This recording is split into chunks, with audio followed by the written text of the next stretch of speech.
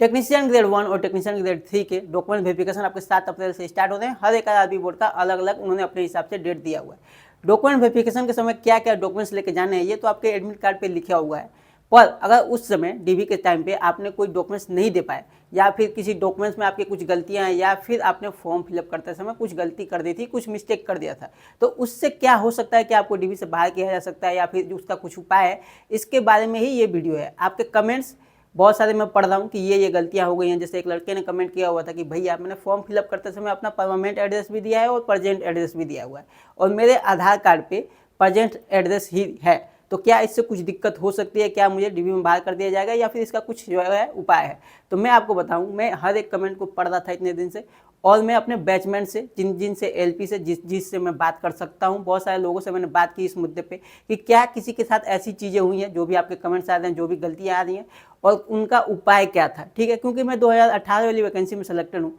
मैं आईटीआई से हूँ, तो मैं एलबी और टेक्नीशियन, क्योंकि उस समय दोनों चीज़ें जो हैं, दोनों वैकेंसी एक ही साथ आई थी, मैं दोनों के लिए एलिजिबल था, आईटीआई से हूँ इसलिए। तो हमारे डीबी में बहुत सारे लोगों के साथ गलतियाँ हुई। कुछ आरआरबी बोर्ड जो अलग आरआरबी बोर्ड है वहाँ पे भी मेरे दोस्त याद हैं, तो उनसे भी मैंने पता किया था और मैं यही चीज़ें देख रहा था। तो सबसे पहले हम बात कर लेते हैं एड्रेस वाली मिस्टेक के लिए। जो एक लड़के ने कमेंट किया हुआ था कि आधार पे उनका जो है प्रेजेंट एड्रेस है, फॉर्म फिलअप करते समय उन्होंने 2 एड्रेस डाला हुआ था, प्रेजेंट अलग है और परमानेंट अलग है, और आधार पे उनका जो है प्रेजेंट एड्रेस ही है, तो क्या इससे दिक्कत हो सकती है। तो भाई मैं बताऊँ, देखो हमारे एक मित्र हैं एलपी, उन्होंने भी अपना जो है फॉर्म फिलअप करते समय एड्रेस वाली मिस्टेक करी थी। उन्होंने जो एड्रेस दिया था और जो उनके आधार पे एड्रेस है वो अलग अलग है, तो उसके लिए उन्होंने क्या किया था, एक एफिडेविट बनवा के ले गए थे, उसी से उनका हो गया था। और फॉर्म फिलअप करते समय जब आपका डीबी होता है वहाँ पे एक फॉर्म दिया जाता है, तो उस समय वो जो फॉर्म दिया जाएगा उसमें जो है आप अपना प्रेजेंट एड्रेस दीजिएगा, क्योंकि उसी जो है एड्रेस को वो मैटर वही करेगा। हर जगह पे जाके जो आपके जो ज्वाइनिंग हो जाएगी एक एड्रेस दिया जाता है, आपके जो है बायो में भी एक एड्रेस रहेगा, तो जो आप उस समय फॉर्म फिलअप करते समय जो एड्रेस दोगे वही सारी जगहों पे अब रहेगा, तो वो एड्रेस आप सही दीजिएगा। उसी एड्रेस पे आपके ज्वाइनिंग लेटर जाएंगे या फिर अगर जो पुलिस वेरिफिकेशन होती है तो उसी एड्रेस पे होगा। अब नेक्स्ट गलती की हम बात करते हैं। देखो फॉर्म फिलअप करते समय आप सिग्नेचर देते हो, ठीक है, और जब आपका एग्जाम हुआ होगा उस समय भी आपसे सिग्नेचर वगैरह कराया जाता है, ठीक है। तो अगर ये चीज़ें मैच नहीं करती तो फिर क्या होगा। भाई मेरा एक दोस्त है एलपी, उसने क्या किया था, हमारा जो है 2018 वाली वैकेंसी में एलपी टेक्नीशियन तीनों साथ में थे, तो आपको पता है कि एलपी के लिए CBT1 CBT2 और साइको टेस्ट भी होता है, तो तीनों जगह पे उसने सिग्नेचर जो है ना वो अलग अलग ही कर दिया था। मान लो किसी का नाम है राजू कुमार प्रसाद, ठीक है, तो उसने क्या किया, पहले CBT1 में बस राजू से सिग्नेचर कर दिया, दूसरे CBT में राजू कुमार कर दिया और साइको वाले टेस्ट में उसने राजू कुमार प्रसाद कर दिया, तीनों अलग अलग। और जब वो गया डीबी के लिए जहाँ पे वो देखते हैं, उन्होंने सीधा पहले उनसे यही पूछा क्या आप तीनों एग्जाम आप ही ने दिया है, तो उन्होंने कहा हाँ बिल्कुल मैंने ही दिया था। तो उन्होंने कहा क्या आपके सिग्नेचर जो है हर बार चेंज हो जाते हैं। फिर उन्होंने जो है वो दिखाया कि आपके सिग्नेचर कैसे हैं, तो फिर इसने बताया कि भैया जो है जल्दी जल्दी में लगता है मुझसे गलती हो गई है, मुझे पता नहीं था, और क्योंकि एग्जाम के बीच में ही आया जाता है, आपसे हिंदी रेटिंग वगैरह लिखवाया जाता है, तो उसमें जो है उसने बोला जल्दी जल्दी में हो गया था। तो उन्होंने क्या किया,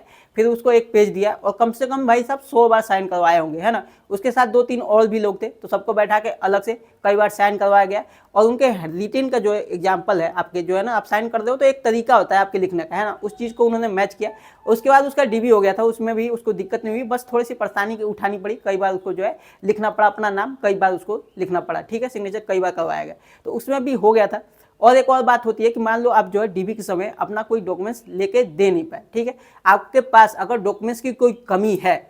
तो आप अपने डीबी के डेट पे पहुंचिए, भले ही आप जो है बाकी सारे डॉक्यूमेंट्स लेके जाइए। एक मान लो कोई डॉक्यूमेंट्स आपके पास नहीं रहा, फिर भी आप डीबी के डेट पे पहला काम तो ये करें कि वहाँ पे पहुंचे। ऐसा नहीं कि कोई डॉक्यूमेंट्स की कमी है तो मैं गया ही नहीं डीबी देने, ठीक है, आप डीबी के समय पर वहाँ पहुंचिए। हमारे समय में एक लड़का जो है, मैंने उससे बात करी थी, तो उसने जो है आईटीआई किया हुआ है, तो आईटीआई का आपका एक मार्कशीट आता है और एक आता है फाइनल सर्टिफिकेट, है ना। तो वो फाइनल सर्टिफिकेट उसके पास नहीं था, वो मार्कशीट लेके पहुंचा था वहाँ पे, तो उन्होंने मांगा उससे फाइनल सर्टिफिकेट देखने के लिए, तो वो नहीं था, उसने बताया कि अभी है नहीं, मैं लेके आया नहीं, भूल गया था या फिर जो है कॉलेज में ही था, ऐसा कुछ था, तो वो लेके गया नहीं था, ठीक है। तो उन्होंने उससे एक जगह लिखवाया कि आप जो है इस डेट पे, एक फिक्स डेट रखा रहता है, अलग से एक डेट रखा जाता है कि अगर कोई डीबी पे नहीं पहुंच पाता तो उसके लिए एक डेट है आपके लिए भी। आप देखिएगा वहाँ पे आपके जो एडमिट कार्ड आएंगे ना, या फिर जो आपका आया हुआ है लेटर, ये जिसमें आपके डीबी के डेट दिए हुए हैं, उसमें एक जगह लिखा हुआ है एक डेट, ठीक है, फिक्स डेट रहता है। उस डेट पे उन्होंने उसको बुलाया कि आप आइए, इसमें जो है आप अपना जो है जो डॉक्यूमेंट्स आपका कमी है वो लेके आइए और वहाँ पे सत्यापित करवाइए, ठीक है।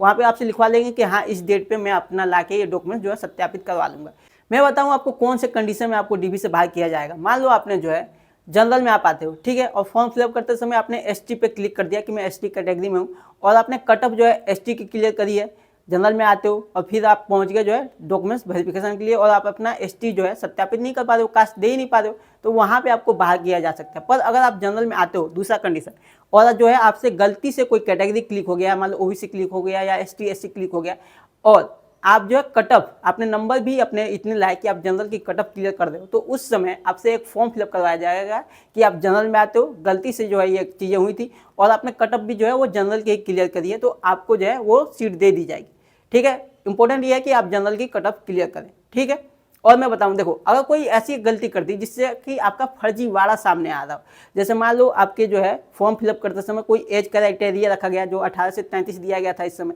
पर आप जो है 35 के आते हो और जनरल में आते हो, ठीक है, आपका एज रिलैक्सेशन आपके कैटेगरी के हिसाब से भी आपको नहीं मिल रहा है। ठीक है, और आपने फॉर्म फिलअप कर दिया, इसलिए आपने जो है अपना डेट ऑफ बर्थ गलत भर दिया ताकि उस कैटेगरी में आ सके, उस एज में आ सके, बिटवीन में आ सके, और आपका डीबी का डेट अलग ज़्यादा है ना, तो ये एक तरह से फर्जीवाड़ा हो गया, वहाँ पे आपको बाहर किया जा सकता है। ऐसे ही कोई अगर केस है जिसमें आप फर्जीवाड़े में सामने आ रहे हो तो फिर आपको दिक्कत हो सकती है। कोई आपने छूट ली है, ठीक है, जैसे कैटेगरी वाइज जो छूट ली जाती है ना, और उसमें आप जो है आप सत्यापित नहीं करवा पा रहे हो अपने आप को, तो फिर बाहर किया जाएगा। बाकी कोई भी अगर गलती है तो वहाँ पे जो डॉक्यूमेंट वेरिफिकेशन से जो ऑफिसर होते हैं, भाई उनको भी पता है कि फॉर्म फिलअप करते समय बहुत सारी गलतियाँ हो जाती हैं लड़कों से, जो है कैफे वाला भी गलती कर देता है, तो माइनर मिस्टेक्स में वो आपको जो है अलग से लिखवा के लेते हैं कि हाँ हाँ ऐसी ऐसी चीज़ें हैं, मुझसे हो गई गलती या फिर कुछ भी,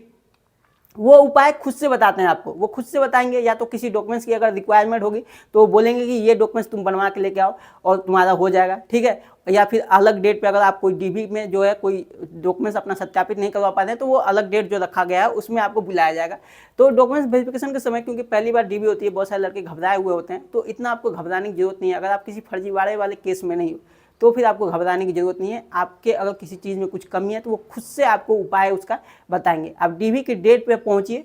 भले ही से आपके डॉक्यूमेंट्स में कुछ कमियां रही हो पर फिर भी आप डीबी की डेट पे पहुंचे। और कुछ अगर दिक्कत है, स्पेलिंग मिस्टेक या फिर कोई और ऐसी कुछ गलतियां हैं, तो उसके लिए एक एफिडेविट जरूर आप बनवा के लेके जाएं।